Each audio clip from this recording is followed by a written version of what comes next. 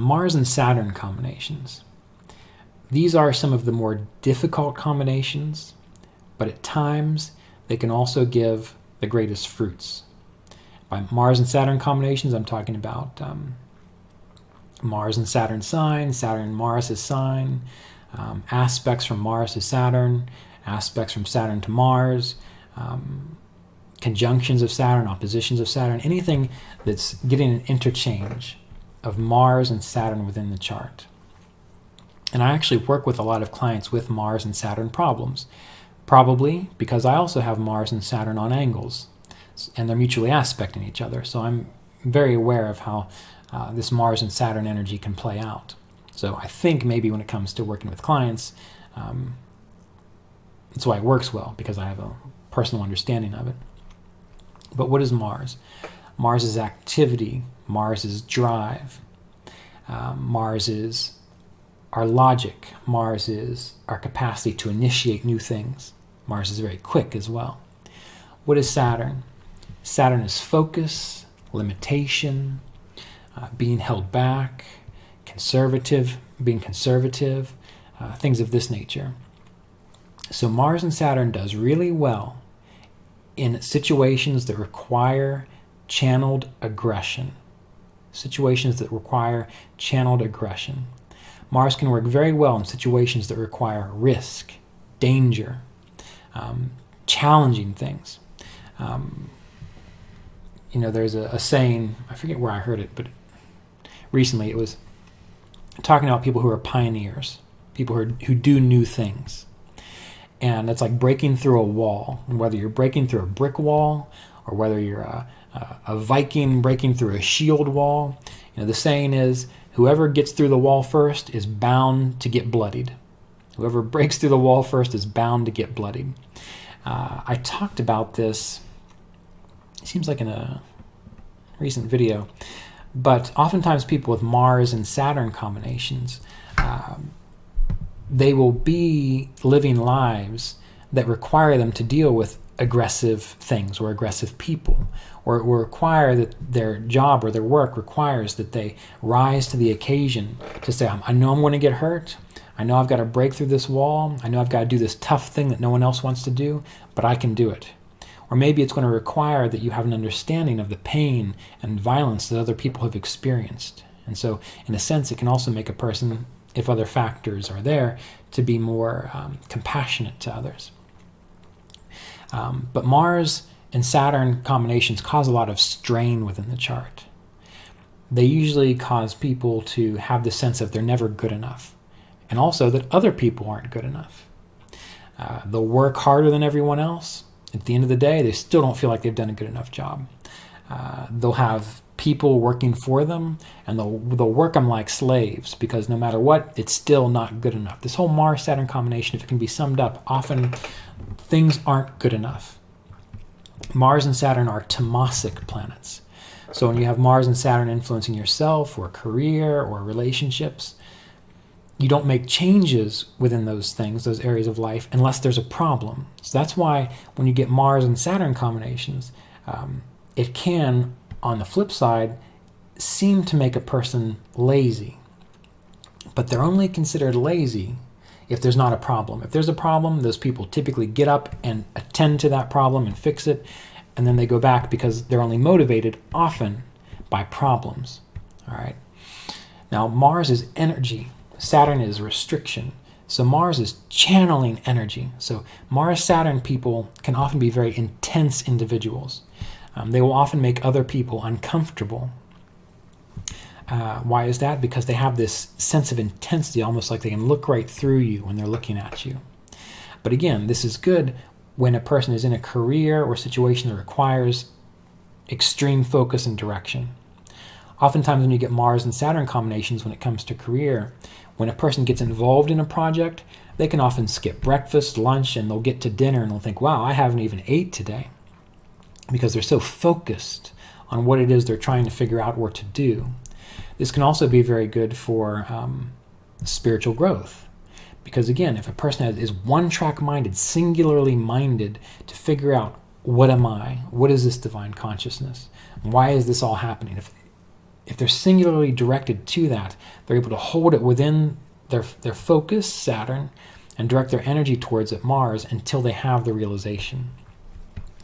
Some of the troubles, though, again, it can make a person too critical, so they actually miss enjoying the discovery, or they actually miss enjoying the fulfillment of the task that they've set themselves to. Because once that task is done, they just immediately switch gears. Okay, I've got another problem to fix. So with Mars and Saturn, a person has to learn to train themselves to relax. To say, I'm going to work from 8 a.m. to 6 p.m.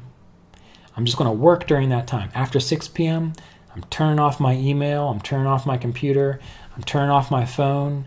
I'm not doing any more work after that. I'm going to go for a run, or I'm going to just lay in a hammock and stare at the clouds. They have to kind of force themselves to let their mind expand and unwind. Otherwise, there's always this sense of crushing force of, I must get this done.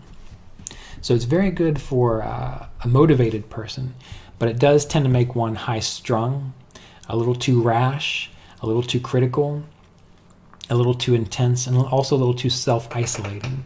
So one has to train oneself to pull back, to do whatever it takes to disconnect from those projects, to do whatever it takes to disconnect from work, to do whatever it takes to say, those problems will be here tomorrow. All right. So with Mars and Saturn, since I have this in my chart personally, I focused on this a lot, and I actually wrote a book that speaks to how to deal with this. Now, it's spiritually directed, so if you're not much of a spiritual person, you might not find interest in this book. But it's a book called A Course in Tranquility. A Course in Tranquility, integrating your normal everyday life with meditation and non-dualism. And part of the influence behind all the chapters in that book were how I found to deal with this intensity of this Mars and Saturn energy in my life. And many people have read it, and they've said it's also benefited them too. So hopefully it's a good book. I think it is. But again, Mars and Saturn, not an easy combination. It can also be very difficult for people's health because they work themselves too hard. They're not very flexible. They can be, again, high-strung, high metabolism. They can be very aggressive, so they can injure themselves. They can cause difficulty emotionally and psychologically with other people in their environment because they feel that life should only be this way. And of course, if it's not that way, it's no good. So Mars and Saturn also tend to have kind of a dictatorial approach to life, which is fine. You can get a lot of things done with that. But training oneself to back off, training oneself to learn to relax. You essentially, with Mars and Saturn, have to force yourself to relax. So force relaxation. With Mars and Saturn, it's also very good to have a regular, intense exercise routine. Now, it has to be intense enough that it gets you sweating and it gets your hormones circulating so you become healthy. But not so intense that you end up overtraining, as they say. And when you overtrain, those are the kind of people that probably do CrossFit and then run 20 miles and then think they also have to swim another 10 miles. They just overdo it and they do it too much. So the Mars-Saturn combinations have to learn this balance of intensity and relaxation. So when it comes to exercise, find that kind of exercise that gets your hormones flowing, your blood pumping so that you are able to let go of these stress hormones. Gets you sweating so that you're able to kind of burn off this intensity. But you have to stop at that point. You don't keep pushing it until you're in a sense of overcompensation. Because oftentimes people with Mars and Saturn, if they're not lazy, they exercise too much. They're the kind of people that do, the 2 hours of hot yoga and then again go off and do an hour and a half of kettlebells, and they do this every single day. They end up breaking down their body because they're pushing themselves too hard. The key with Mars and Saturn, you got to find that sweet spot where you are burning off your stress hormones, where you are strengthening your muscles and you're circulating the blood through your body and you're releasing any kind of excess intensity, but you're not taking it to the point to where you are punishing yourself. Mars, Saturn people are great Catholics. And I say that tongue in cheek. But they're very good at punishing themselves. They're very good at saying, I'm exercising because I'm making myself stronger. When deep down inside, what they're really doing is they're saying, I'm really not a good person, and I'm unhappy with the state of things, so I should punish myself. So I'm going to exercise, which looks like a healthy outlet, but really I'm not doing it to be healthy. I'm doing it to push myself too hard. So the key is always find that sweet spot of balance, which is not at all easy with Mars and Saturn people. Mars and Saturn combinations within the chart. So again, it's one of the reasons why I wrote A Course in Tranquility, because for a lot of my life, I had to learn to deal with this energy. And how it came out for me was through regular meditation, regular exercise, and learning to train myself to relax and to not overdo it, essentially. These are some basic ideas of how to think about and work with Mars and Saturn if they're planetarily aspecting each other or with each other or in each other's signs within the chart. You got to remember, this is not taking into consideration the houses that it falls in or the Bhava Yogas. If you want more information on that, please get The Art and Science of Vedic Astrology Volume 2 and find the Bhava Yogas related to these planets.